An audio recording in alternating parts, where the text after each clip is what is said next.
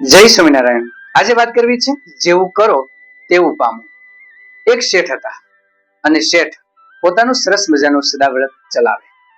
અભ્યાગત આવે તેમને રોટલો આપે, જમાડે। આટલું કામ એ કરતા। એમને 4 દીકરા, 3 દીકરાના લગ્ન થઈ ગયા। નાના દીકરાના ધામધૂમથી લગ્ન કર્યા। એક મોટા શેઠના ઘરે નાના દીકરાને પરણાવ્યો। નાની વહુ ઘરે આવીને નાની વહુએ નવા ઘરની અંદર એની રીત રિવાજો જોયા। એમના સસરા સરસ સદાવ્રત ચલાવતા હતા, પરંતુ એ સદાવ્રતની અંદર જે રોટલો આપવામાં આવતો હતો એ ઝાર એકદમ જૂની અને ખોરી ઝારનો રોટલો બનાવી અને સદાવ્રતની અંદર આપવામાં આવતો। આથી આ નાની વહુને ન ગમ્યું અને એ પોતાના ઘરના રસોઈયાની પાસે ગઈ અને કીધું કે સાંભળ, આજે તું આપણા જે સદાવ્રતની અંદર જે ઝાર વાપરવામાં આવે છે એ ઝાર લઈએ અને એ જુવારમાંથી આજ રોટલો બનાવજે અને સાંજે જ્યારે મારા સસરા જમવા બેસે ત્યારે રોટલો એની થાળીમાં મૂકજે। જો કંઈ કહે તો કહેશે કે નાની વહુએ કહ્યું હતું, પછી હું કરી લઈશ। રસોઈયાએ સદાવ્રતની જે ઝાર હતી એ લઈ આવ્યો અને ખોરી ઝારમાંથી રોટલો બનાવ્યો। સાંજે શેઠ જ્યારે જમવા બેઠા ત્યારે એની થાળીની અંદર પેલો જ રોટલો મૂકવામાં આવ્યો।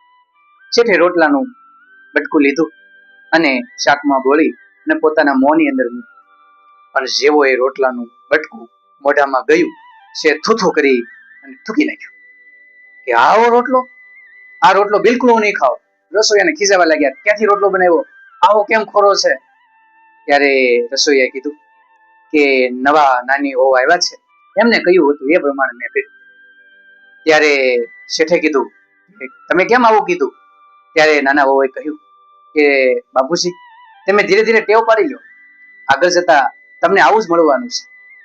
આથી પેલા શેઠ ગુસ્સે થઈ ગયા કે તમે બોલકણા બહુ છો, હજી હમણાં જ લગ્ન થયા છે અને બોલવા મળ્યા, તમારા પિતાજી જેવા સસરાને તમે આવો ખોરો રોટલો ખવડાવો છો। ત્યારે એ નાના વહુએ કહ્યું કે બાપુજી, તમે આ સદાવ્રત ચલાવો છો, દાનનું કામ કરો છો, પરંતુ ત્યાં આવી ઝાર વાપરો છો।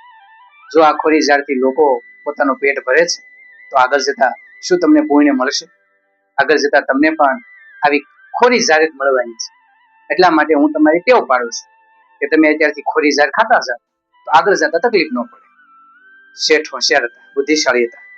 વહુની એક ટકોર તરત સમજી ગઈ, તરત પોતાના નોકરને બોલાવ્યા, કહ્યું કે સદાવ્રતની અંદર રહેલી તમામ ઝાર જે ખરાબ છે એ બધાને ફેંકી દો, કાલથી નવી ઝાર લઈ આવો અને સદાવ્રત ચલાવો, કારણ કે આજે મારા નાના દીકરાની વહુએ મારી આંખ ખોલી નાખી છે। હું સારું ખાઉં છું પણ અન્ય વ્યક્તિને હું ખોરું ખવડાવું છું, એ કયો ન્યાય? બસ આ જ રીતે આપણે પણ આ જ કરીએ છીએ। આપણે ઓર્ગેનિક ખાવું છે અને આપણે દવા વાળું ભેળવી અન્ય વ્યક્તિને આપીએ છીએ। મને સારું જોઈએ છે, અન્યનું જે થવું એ થાય। શું આપણે એ કર્મના ફળમાં નથી બંધાતા? જરૂર બંધાવવા માટે ભગવાનને પ્રાર્થના કરીએ કે થોડુંક ખાઈશ, થોડુંક કરીશ, પણ સારું કરીશ, અન્ય વ્યક્તિને નુકસાન નહીં થાય એવું કરીશ। આમ નાના દીકરાની વહુએ શેઠનું એ મગજ ફેરવી અને સદ વિચારના પાટે ચડાવી દીધું।